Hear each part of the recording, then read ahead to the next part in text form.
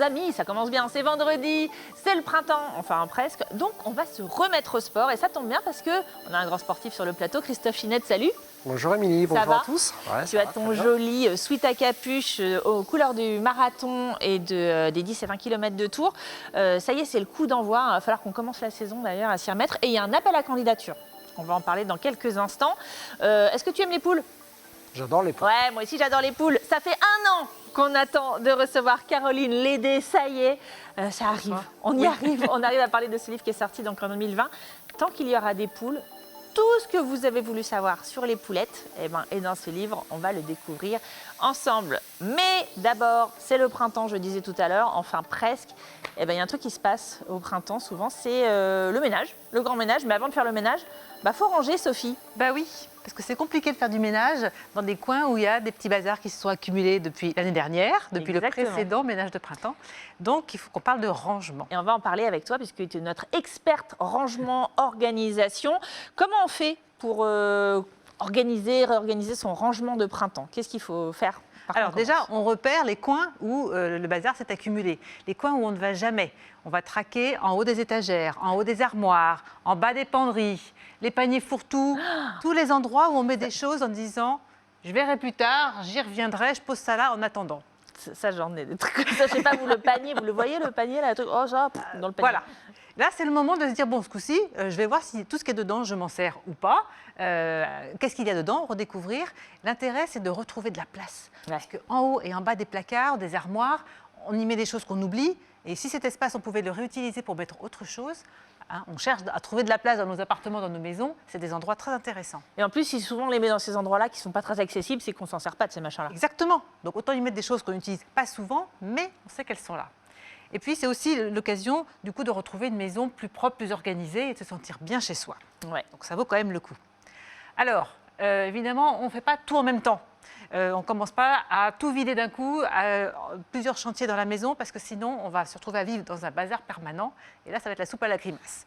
Donc, on y va étape par étape. On commence par sa penderie, peut-être après la cuisine, peut-être la salle de bain. Mais voilà, on y va chantier après chantier. Ce qui est bien aussi, c'est de mobiliser tout le monde dans la maison. Ah, qu'il n'y en ait pas qu'une, souvent, qui range, c'est ça? C'est ça, et chacun s'occupe de ses affaires. Donc les enfants, les ados, dans leur chambre, allez, dans les vêtements, dans les jouets, dans les bouquins, qui commencent un peu à regarder ce qui a été oublié dans des petits coins, que monsieur s'occupe de son espace penderie, madame de ses produits de beauté. C'est ça, c'est 17 paires de baskets, là, hein, celui-là, c'est pas possible. Et puis, pour les espaces communs, on se répartit. Qui l'entrée, qui le salon, la cuisine, voilà. Mais tout le monde participe. Et puis, une fois qu'on a vidé, nettoyé ces espaces et qu'on va remettre les objets qu'on a enlevés, on réfléchit à la façon de les organiser pour qu'ils soient beaucoup plus pratiques au quotidien. Dans la cuisine, autant mettre le bol préféré des enfants à portée de main, leur boîte pour le goûter, qu'ils puissent du coup les prendre tout seuls, les ranger tout seuls, et puis qu'ils deviennent un peu autonomes. Et la saucière, c'est bon, on peut la mettre en haut du placard, là, pour le coup, C'est ça. on la sort pas tous les jours. Exactement. Et puis après, voilà, on y va étape par étape. Et donc, vous retrouverez sur mon site. Mais oui, parce que c'est ça qui est génial, c'est que là, on a fait carrément une capture d'écran de ton site. C'est les petits conseils que tu nous donnes là. Tu en as fait des fiches pratiques sur lesquelles on peut s'appuyer tout simplement. Alors regardez, on vous a montré où c'était. Qu'est-ce que tu mets dans tes fiches pratiques finalement? C'est un peu tout ce qu'on vient de se dire là. C'est les penses-bêtes, comment s'organiser. Voilà. Alors, la cuisine, la salle de bain, le dressing, dans mon ordinateur aussi. Parce que... Oh là là, mon Dieu, c'est pire que les tiroirs à chaussettes, les ordinateurs. Exactement. Et voilà, c'est une espèce de feuille de route, étape par étape. Il n'y a pas à réfléchir, il y a juste à appliquer les conseils que je donne. Ça donne un ordre pour le faire, ça évite de s'éparpiller. Et comme ça, on est content de soi parce qu'on a été jusqu'au bout et on a, voilà. Tu m'étonnes. On est content de soi, tu as raison. Le soulagement même de se dire, je l'ai fait, c'est rangé. Oui. Et on le fait une fois par an, mais on le fait bien. Voilà. Merci beaucoup, Sophie, pour tous ces conseils. Vous retrouvez tous les conseils et les fiches pratiques de Sophie sur ordelis.fr et aussi sur Facebook et LinkedIn. Il y a même maintenant une chaîne YouTube Ordelis. Allez, qui court ici? On court après les poulettes.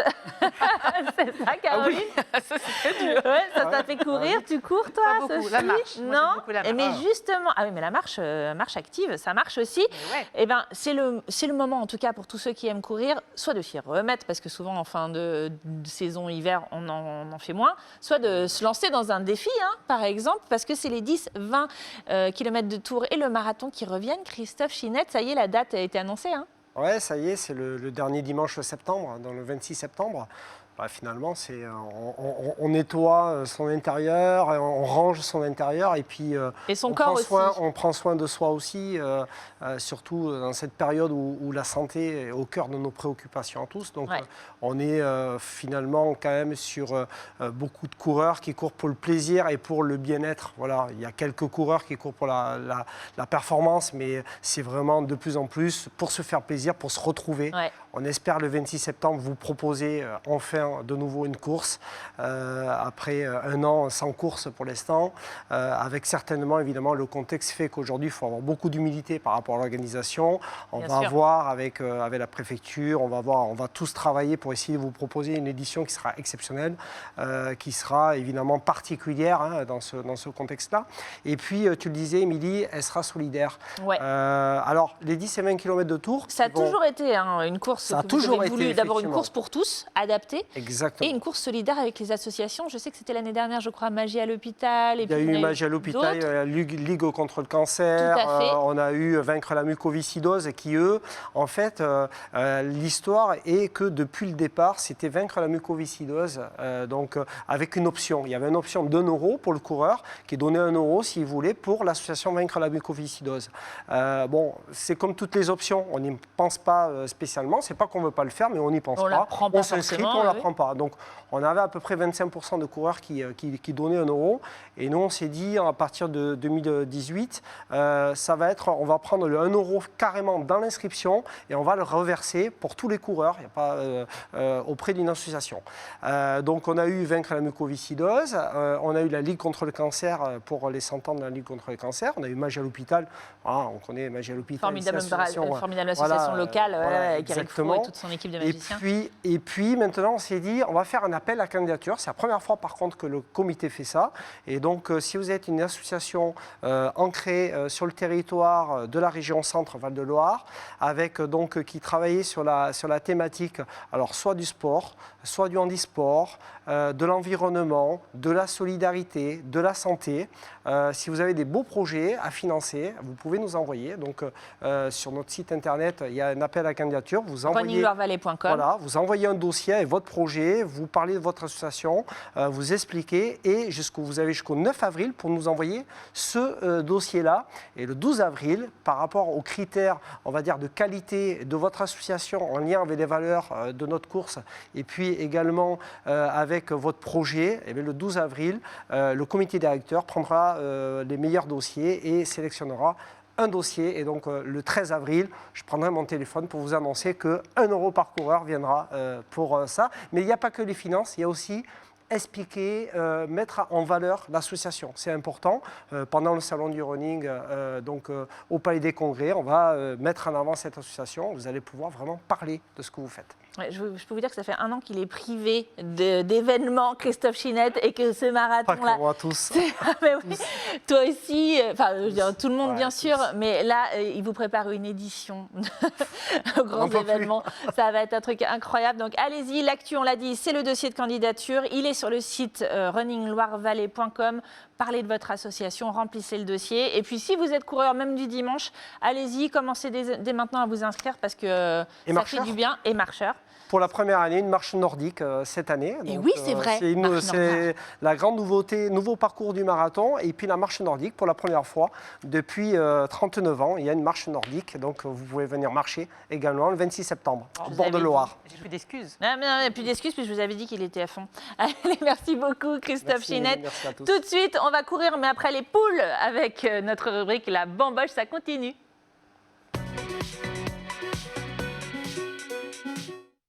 Et ça y est, on a réussi à attraper Caroline Lédé. Ça fait 1 an qu'on lui courait après. On a dû annuler, vous faire revenir, etc. On peut enfin parler de ce livre. Ça fait 1 an jour pour jour, enfin c'était cette semaine en tout cas, qu'on s'était raté à cause du premier confinement. C'est le printemps, on le disait, on range, on court et on parle de poules parce que c'est un animal là, vraiment qui vit à fond la saison du printemps. Bien sûr avec Pâques notamment. C'est quoi ce livre, Tant qu'il y aura des poules, Caroline ? C'est un ovni, tout est n'importe quoi, parce que c'est pas un roman, c'est pas un essai, il y a de tout. Il y a un petit peu de petits trucs pratiques auxquels on est confronté quand on a des poules pour la première fois. On découvre quand même que c'est pas si évident de cohabiter avec des poules, enfin de s'en occuper. Et puis la curiosité qui m'a poussée à chercher dans la langue française les nombreuses expressions qui couvrent le champ des poules, des coqs, des œufs, des poussins, etc. C'est tout ce qu'on a voulu savoir sur les poules. C'est une sorte d'almanach de la poule. J'aurais pu en faire un autre, mais là j'en ai vraiment assez. Mais après avoir mis le point final, il m'est encore revenu des tas d'histoires. Et j'avoue que mon radar baisse un petit peu d'intensité. Je suis un petit peu moins tournée poule que l'année dernière. Comment elle est venue cette manie, cette monomanie de la poule? En réalité, j'aime beaucoup les œufs. C'est ça, c'est juste par goût. Et puis j'aime bien les expériences. Donc, ça faisait très longtemps que j'avais envie d'avoir des poules pour avoir des œufs. Et je me suis lancée. Ça a été une œuvre d'assez longue haleine parce qu'il fallait préparer un parc, un poulailler. Un poulailler, bien sûr. Bon. Et puis donc j'ai pris des poules. Et alors là, j'ai découvert que c'était pas si évident que ça. Et puis surtout, j'ai découvert que c'était un animal. Bon, c'est peut-être pas d'une intelligence confondante, mais enfin, elles ont leurs petites ruses, leurs petites malices, et puis leurs petites manies, quoi. C'est pas si facile de les gérer. Alors j'avoue que maintenant, j'en suis à ma Xème génération de poules, et je maîtrise un peu plus le sujet. Il y en a des coups qu'elles me font plus. Alors, moi, je vais vous faire une petite confidence. Hein. Vous avez l'habitude dans cette émission, je vous raconte ma vie. J'avais une poule quand j'étais petite, elle s'appelait Caroline. Ah. Elle était noire, c'était la super pote de mon chien qui s'appelait Alpha. C'était génial. Voilà. En tout cas, ce qui est drôle, c'est qu'effectivement, il y a plein d'infos. Tu savais qu'il y a des poules dans le sport aussi, Christophe? Ah oui. Voilà, oui. Bah si, comment sont organisées les compétitions de rugby, de foot, etc. En poule. Eh ben, moi, ça me l'a rappelé. Ça. Dans ce livre, il y a des poules partout, en fait. C'est un peu ça. Hein. Mais il faut voir aussi que dans la langue française, on est quand même les héritiers de générations de gens qui étaient quand même assez ruraux dans l'ensemble. Et du coup, ça a transparu dans la comparaison la plus facile. C'était quand même les poules. Enfin, traiter une femme de poule, c'était pas une offense à une certaine époque. C'était pas très gentil. Enfin, c'était pas une insulte. Et viens poupoule. Oui, voilà, viens poupoule. Vous avez les paroles exhaustives de viens poupoule. Et puis, donc, c'était vraiment les gens qui n'avaient pas les moyens d'avoir un cochon, ils avaient une poule parce que déjà, ça finit les restes et puis ça fait des œufs et puis à la fin on peut la faire au pot. Bon, c'est très écolo la poule. D'ailleurs, c'est à la mode à cause de ça en ce moment. Bien sûr. Et alors moi, ce que j'aime aussi, c'est que page 45, chers amis, vous avez enfin la réponse. Qui commence? Au commencement était la poule ou l'œuf? Eh bien, voilà, Caroline a percé le mystère à jour. Non, j'ai pas du tout percé. Il y a marqué quand même, au commencement était l'œuf. Hein. Voilà, c'est ça. Oui. Moi, dans la mythologie, dans les mythologies du monde entier, l'œuf revient comme un symbole du commencement. Poule d'eau, cocotte, œuf, tout ce que vous voulez savoir sur la poule, c'est là dans ce petit livre, mais qui est tellement riche, de Caroline Lébré. Merci Caroline d'être venue nous en parler. On se revoit dans un an pour un autre livre, c'est ça? Ça parlera pas du tout de poule. Ça parlera de quoi? Vous travaillez sur un autre livre? Oui. Ah, mais c'est un roman et ça n'aura rien à voir avec. Je n'ai pas pu m'empêcher de mettre une poule un petit peu, mais sinon, ça n'a rien à voir. Et c'est pas le même travail non plus de faire un roman que de faire ça, qui était une promenade de santé. Bien sûr, mais c'est pas une parole en l'air. On vous réinvitera parce que s'il y a quelque chose de très appréciable là du sujet, bien entendu, et des infos, c'est le style de Caroline Lébré. C'est vraiment très bien écrit. Bravo, ça coûte 15 € et c'est chez bookelis.com. C'est déjà la fin. Boîte à livres. Et la boîte à livres, bien sûr, l'inévitable boîte à livres rue Nationale à Tours.